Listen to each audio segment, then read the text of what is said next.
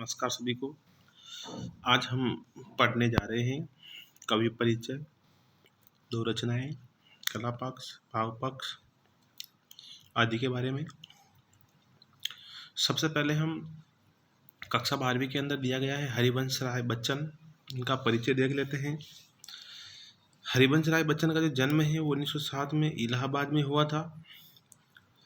जो हरिवंश राय बच्चन है ये अभिषेक बच्चन के पिताजी हैं।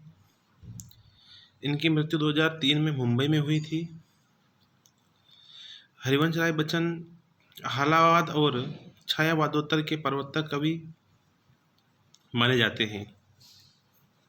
एक काल आया था हालावाद, जो छायावाद के बाद आया था, जिसको छायावादोत्तर काल भी कहते हैं और इसी को हालावाद भी कहते हैं। हालावाद के प्रवर्तक हरिवंश राय बच्चन थे। रचनाओं की बात करें तो पहला है इनकी काव्य संग्रह है, तो इनके प्रमुख काव्य संग्रह है मधुशाला 1935 में प्रकाशित, मधुबाला 1938 में प्रकाशित, मधुकलश ये भी 1938 में प्रकाशित रचना है।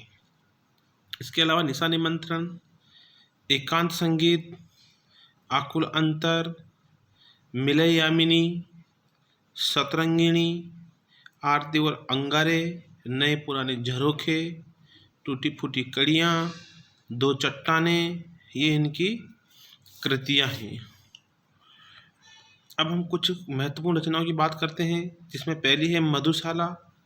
तो हरिवंश राय बच्चन ने यह रचना उमर खयाम की रुबाइयों से प्रेरित होकर लिखी थी और इस रचना के ऊपर इनको ज़बरदस्त लोकप्रियता प्राप्त हुई। हो सकता है प्रश्न पूछ ले, उमर खयाम की रुबाइयों से प्रभावित होकर कौन सी रचना का निर्माण किया गया था, तो उत्तर रहेगा मधुशाला। या यूँ पूछ ले कि हरिवंश राय बच्चन को किस कृति पर जबरदस्त लोकप्रियता प्राप्त हुई, तो ये भी मधुशाला है। इसके अलावा इनको एक रचना है दो चट्टानें।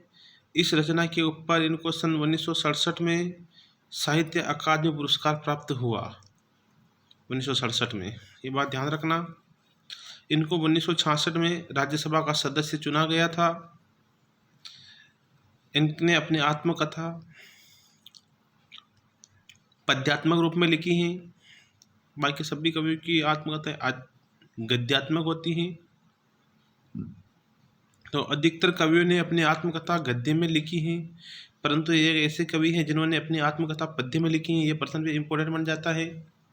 इनकी आत्मकथा के कितने भाग हैं, तो इनकी आत्मकथा के 4 भाग हैं, वो भी देख लेते हैं। जो इनकी पद्यात्मक आत्मकथा है उनके 4 भाग हैं, वो है नंबर 1 क्या भूलूं क्या याद करूं, दूसरा नीड़ का निर्माण फिर, तीसरा बसेरे से दूर और चौथा 10 पुर से सोपान तक।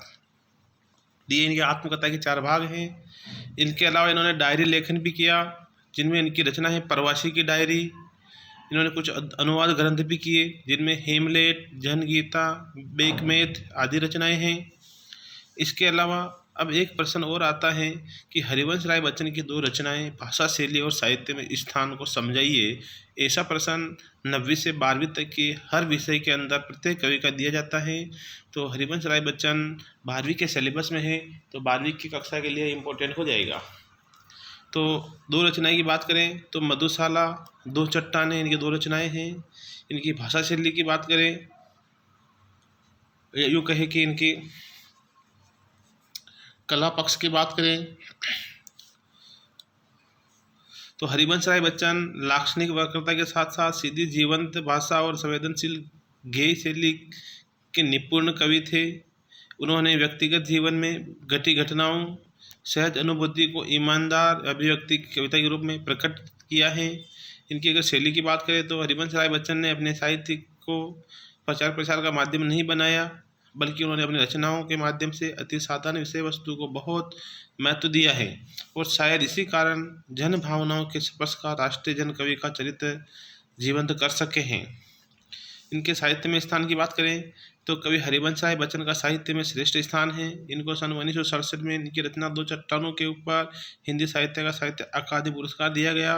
सन 1976 में इन्हें पद्म भूषण से अलंकृत किया गया। तो ये था इनका जीवन परिचय। अन्य कवियों के परिचय देखने के लिए चैनल को लाइक और सब्सक्राइब कीजिए।